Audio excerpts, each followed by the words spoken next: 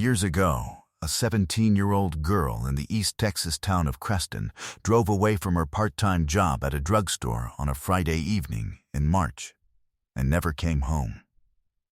Her car was found less than a mile from her family's house on a dirt county road shaded by loblolly pines, engine still running, driver's door hanging open, the radio playing.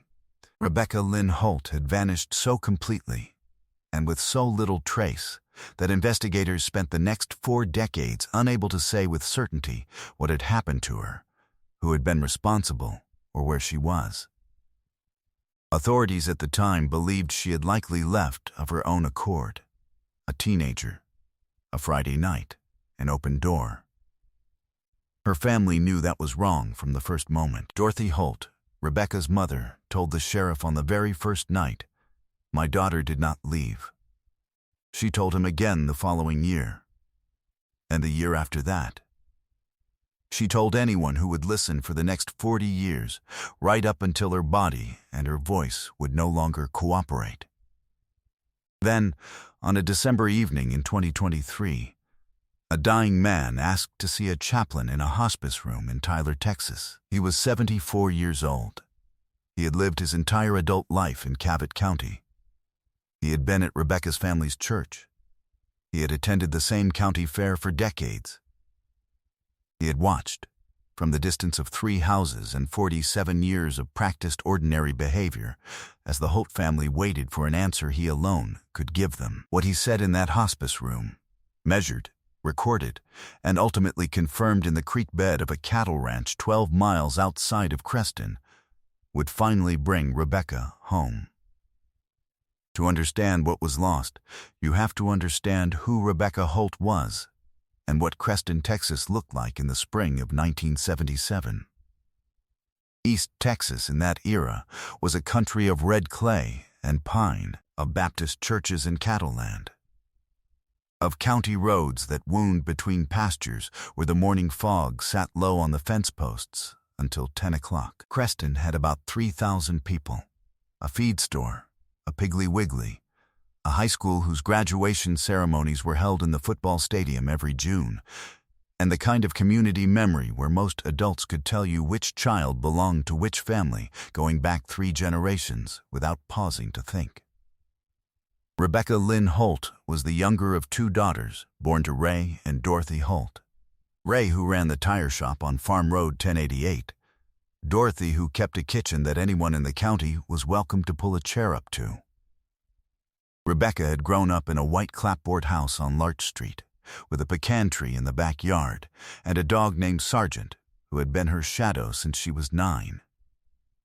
She was a senior at Creston High in the spring of 1977 and planned to study nursing at Stephen F. Austin State in Nacogdoches that fall.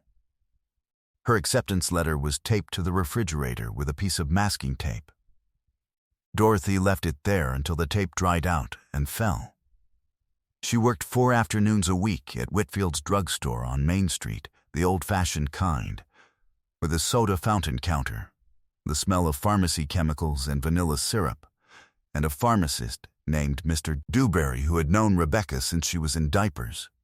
She saved her wages in a white envelope in her dresser drawer, labeled in her own handwriting, Hesfa Fall 1977. She drove a 1971 Ford Maverick the color of burnt orange, which her father had spent 2 weekends painting to match her preference. Her friends remembered that she knew every word to every Eagles song on the radio and sang them at full volume with the windows down.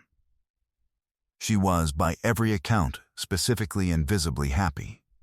Not in the obligatory way people sometimes describe the dead, but in the way of a young person who can see what is coming and cannot wait to arrive. One detail people who knew her mentioned without prompting: she paid attention in a way most people her age did not. She noticed things and sat with them until she knew what they meant. In the weeks before she disappeared, a close friend named Patsy Giles remembered that Rebecca had mentioned, almost in passing, that she had seen the same man's truck parked near Whitfield's more than once when she came out after her shift. She described it lightly, like she was still deciding whether it was worth worrying about.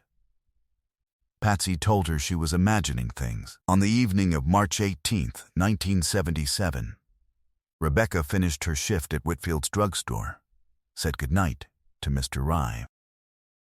Dewberry got into the burnt orange Maverick and drove toward home. She never arrived. Her father realized something was wrong at 8:15 p.m.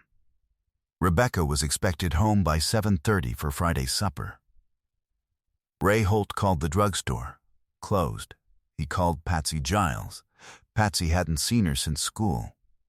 He got in his truck and drove the route between Whitfield's and the house on Larch Street. He found her car on County Road 218, just over a mile from home. At 8:44 p.m., driver's door open. Engine running. The radio on. Cruise out of Carthage, the country station she always had on when she drove. Her purse on the passenger seat, wallet inside with $22 and her driver's license and a receipt from Whitfield's dated that afternoon. A tube of chapstick. The keys were not in the ignition. Her keys were gone. Her jacket was gone. The road was empty in both directions. No skid marks. No disturbance in the gravel shoulder. No blood. No broken glass.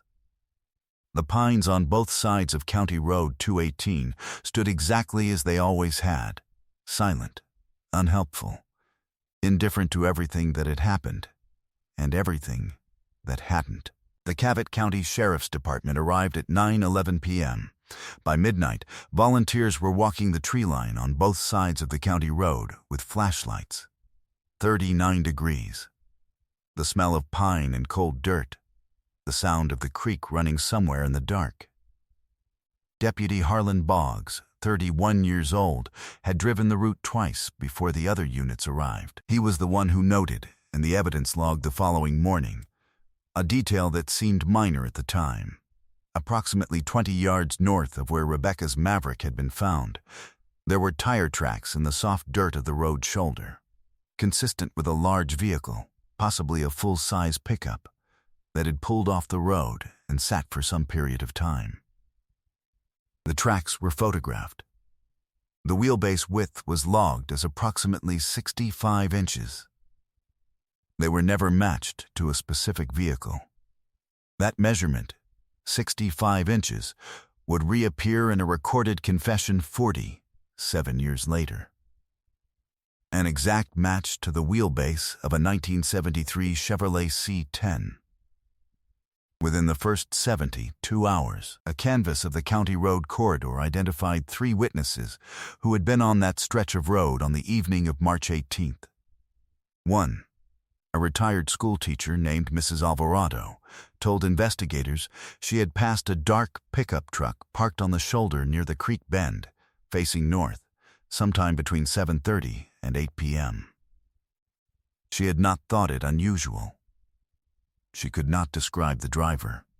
The information was logged. By March 22nd, dive teams were in the creek. Cadaver dogs from Nacogdoches worked the surrounding ranch land for 3 days.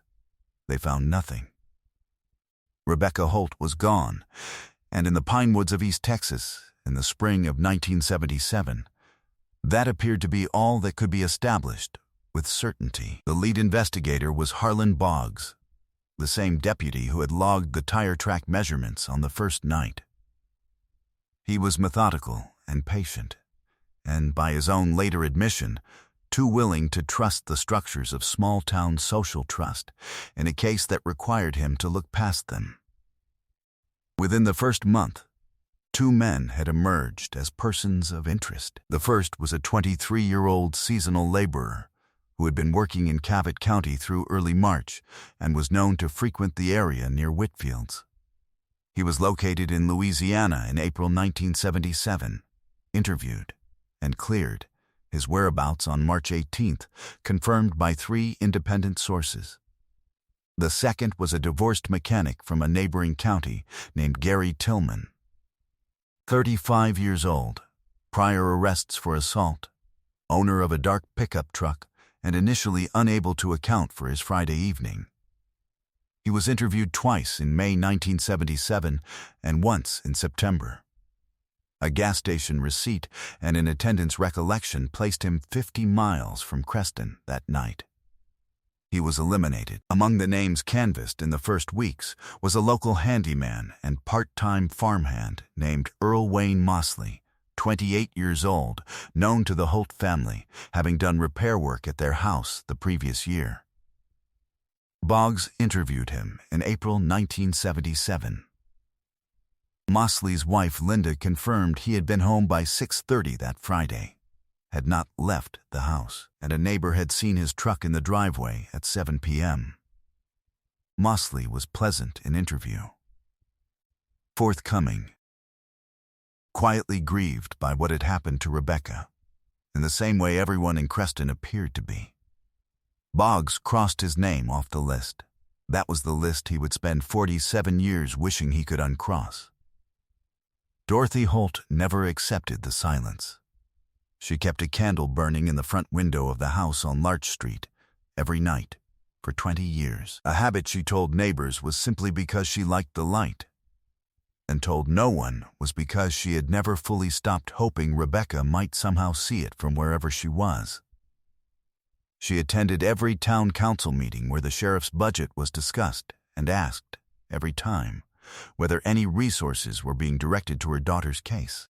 She wrote letters to the Texas Department of Public Safety. She wrote to the FBI field office in Dallas.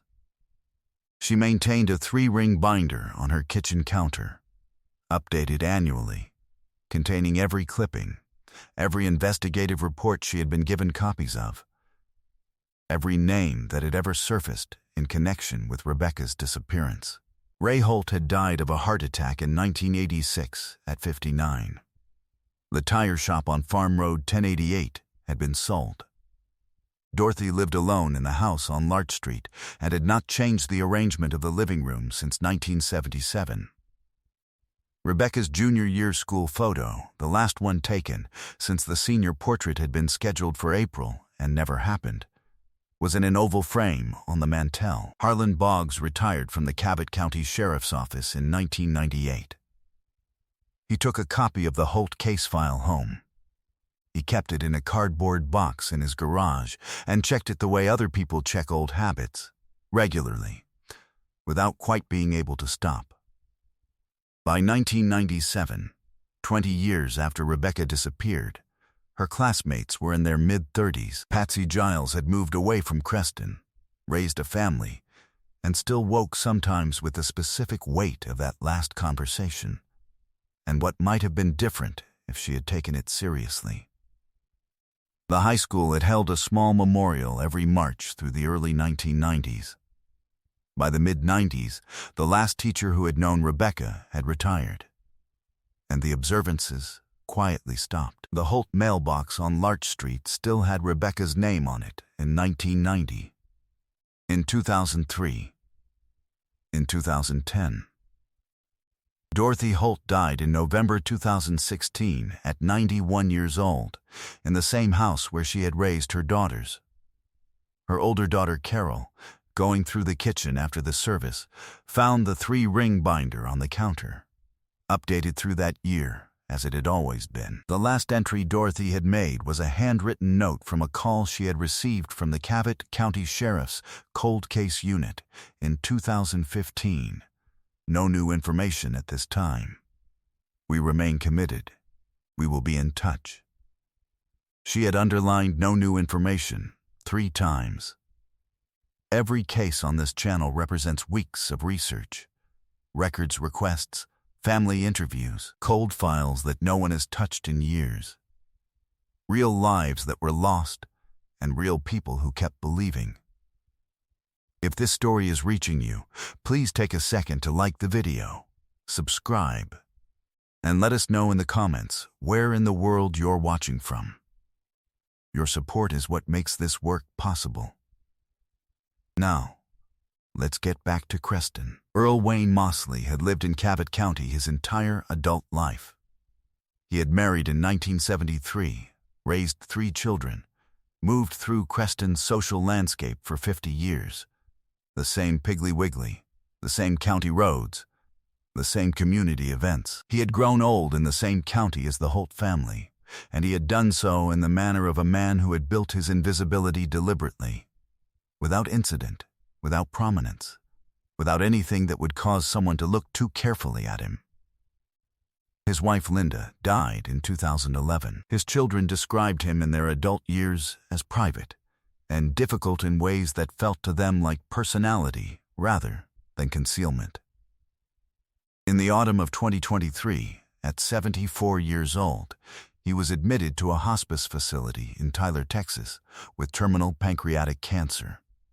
He had, by the accounts of his family, grown increasingly quiet in his final weeks. In December 2023, he asked to see the chaplain. Reverend Thomas Webb had served as a hospice chaplain at the Tyler facility for 11 years. He had sat with dying men and women in more conditions of spiritual accounting than most people ever witness. He had learned to listen without showing on his face what the words were doing to him.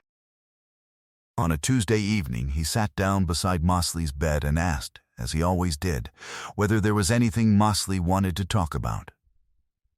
Mosley looked at the ceiling for a long time. Then he asked Webb to lean closer.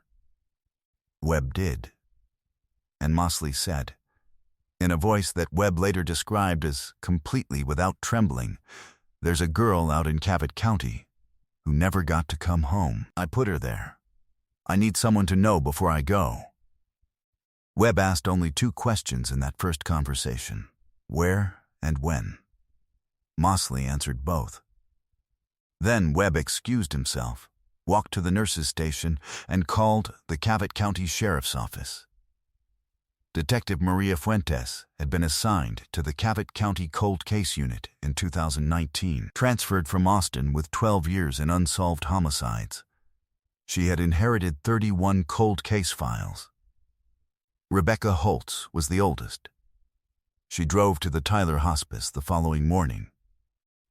Over the next 2 days, in 3 recorded sessions totaling 4 hours and 19 minutes, Earl Wayne Mosley gave a complete account of what he had done on the evening of March 18, 1977. He described following Rebecca's Maverick from Whitfield's drugstore in his 1973 Chevrolet C10. He described pulling her over on County Road 218, north of the Creek Bend. He described, in language that Fuentes later characterized as precise and effectless, the language of a man who had rehearsed this telling many times in his own mind, though never to another person, what had happened next. He told them where he had taken her. He told them where she was. She was on the old Pritchard grazing land, 12 miles outside Creston, a property that had changed hands twice since 1977 and now operated as a private hunting lease in a sandy creek bank off an unmarked cattle road, below a distinctive double-trunk post oak that he described as if he had visited it in his memory 10,000 times, because he had.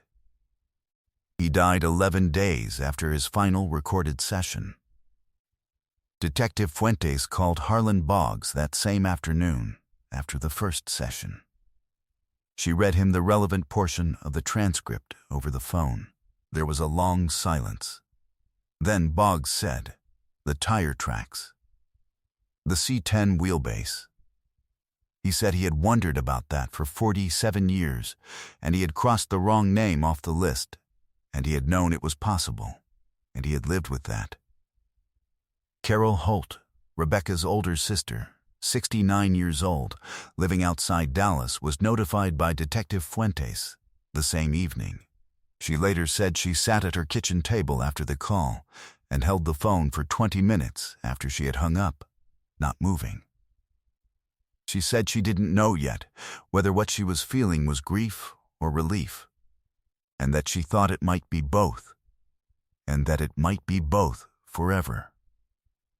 Earl Wayne Mosley had not been a visible man. That was the first thing people who knew him tried to explain in January 2024, when investigators formally named him as responsible for Rebecca's disappearance and death. He had been present in Creston for 50 years, at the county fair, at church on the occasional Easter, waving from the cab of his truck on the farm road. But he was not someone people thought about when he wasn't in front of them. He was background. He had arranged to be background. What the investigation revealed was a man who had developed an obsession in private, over months, without any external sign. Records confirmed he had done repair work at the Holt house on 2 occasions in 1976, which was how he had known Rebecca. His wife Linda, who had given his alibi in 1977, had died never knowing what that alibi had concealed. Or having spent 46 years, investigators could not entirely rule out, working very hard not to know. His children, interviewed after the announcement, described a grief that was layered in a way grief rarely is, not only for Rebecca Holt and her family, but for the man they had believed their father to be, who had apparently never existed. On January 9, 2024, forensic investigators working with ground-penetrating radar, a technology that maps subsurface disturbances through soil density, arrived at the former Pritchard grazing land with a team from the Texas Ranger Cold Case Unit. They located human remains in the Sandy Creek bank exactly where Mosley had said. The recovery took 2 days. A forensic anthropologist confirmed the remains were consistent with a female individual between 15 and 25 years of age. DNA comparison to Carol Holt's reference sample provided confirmation on January 23, 2024. Rebecca Lynn Holt had been on that land for 47 years. Because Mosley had died 11 days before any charge could be filed. Before arraignment, before any courtroom, there was no trial, no conviction, no sentence. The instruments of legal justice the Holt family had waited 47 years for were simply not available. What they had was a recorded confession, authenticated and entered into the permanent public record. What they had was an answer. What they had was Rebecca, found, identified, and returned to them. The Cavett County Sheriff held a press conference on January 24, 2024. Harlan Boggs, 78 years old, retired for 26 years, was in the second row. He did not speak at the press conference. He stayed after it ended, and he was the last person to leave the building. A reporter who caught him outside asked what it felt like, after 47 years, to have an answer. Boggs was quiet for a moment. Then he said, "It doesn't feel the way I thought it would." He said he was glad for the family. He said he thought about Rebecca. He didn't want to say anything more than that. Rebecca Lynn Holt was buried in the spring of 2024 in the Creston churchyard, in the same section as her parents and grandparents, in a service attended by members of her graduating class, now in their mid-60s, some of them with grandchildren. Several people who had walked County Road 218 with flashlights on the night of March 18, 1977, were in the pews. She was 17 in every photograph her family had of her. She would have been 64 in 2024. She would have been, if she had gone to Stephen F. Austin the way she planned, a retired nurse. She would have had 47 years of Eagles albums she never got to hear, and a life that was hers by right, by every right, taken from her on a dirt county road by a man who chose, for 47 years, not to say a word. Carol Holt spoke at the graveside service. She said she had made her peace over the years with many things, with unanswered questions, with a legal process that could offer her family truth, but not a trial. What she had not made peace with, she said, was the time. She said she thought about all the mornings she had almost stopped believing, and hadn't. She said she thought about their mother, who had kept the binder on the kitchen counter and underlined no new information 3 times, and never accepted that it was over. She said, "Mama was always right. It just took too long for anyone to listen."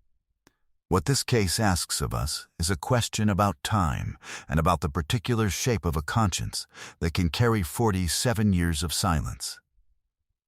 Earl Mosley did not confess because he was caught. He was never caught.